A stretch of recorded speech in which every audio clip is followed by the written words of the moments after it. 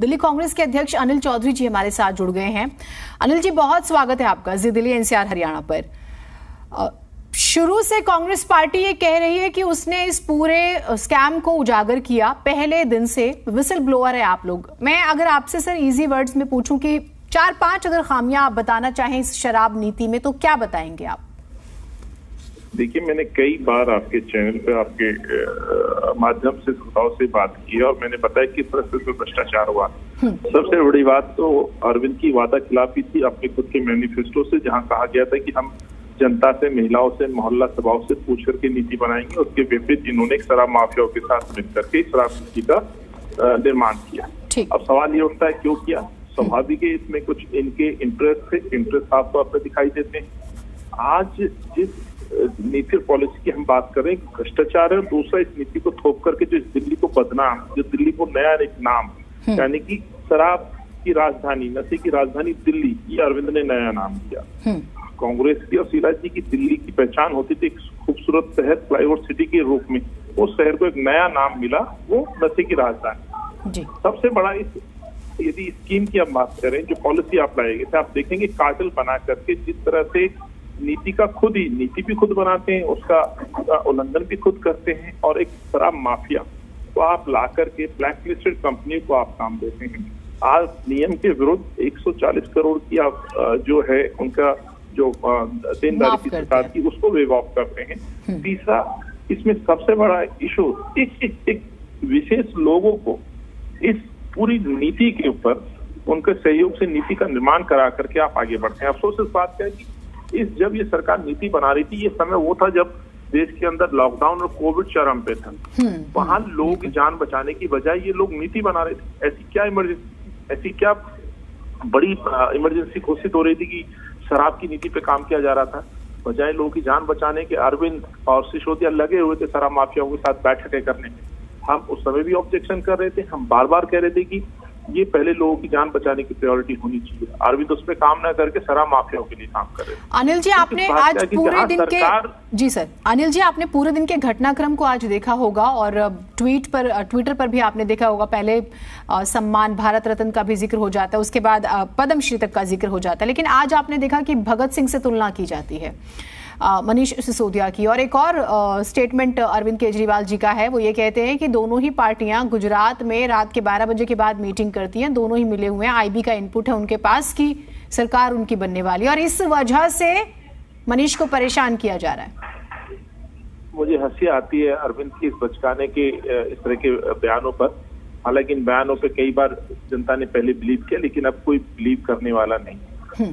ये आईबी इनको इनपुट देता है, आईबी इनके पास है, सब कुछ इनके पास है, लेकिन अरविंद को ये नहीं पता कि एक इनका मंत्री भ्रष्ट करप्ट है जो जेल में है 3 महीने से, उसको आज तक ये मंत्री का ओहदा देके बैठे सत्येंद्र जैन। अब एक दूसरा मंत्री जेल जाने की तैयारी में है, उसको अब ये भगत सिंह, उससे पहले भारत रत्न, पद्मश्री और पता नहीं क्या क्या 2 दिन का डिबेट, स्पेशल डिबेट विधानसभा में लेकर के आगे।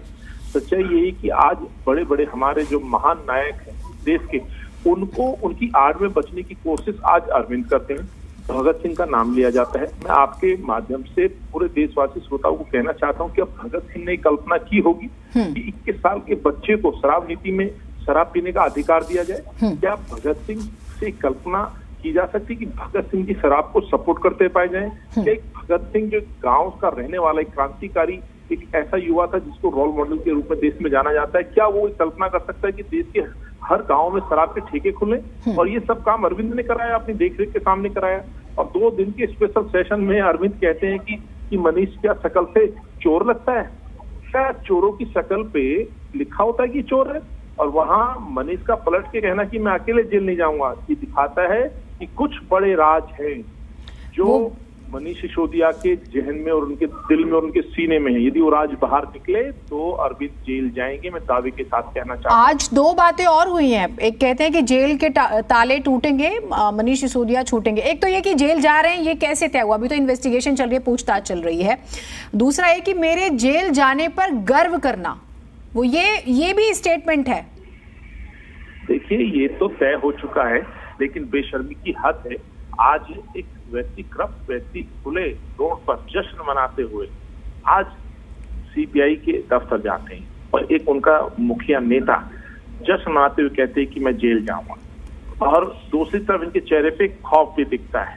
सच्चाई यही है, मैं आपके माध्यम से कहना चाहता हूँ कि पूरी तरह से सिद्ध और तय हो चुका है कि भ्रष्टाचार में लिप्त तमाम लोग धीरे धीरे जेल में जाएंगे। हाँ, प्रश्न उठता है जांच एजेंसियों पे भी कि ये सिसोदिया जो बहुत पहले जेल जाने चाहिए थे, अब तक बाहर क्यों घूम रहे हैं।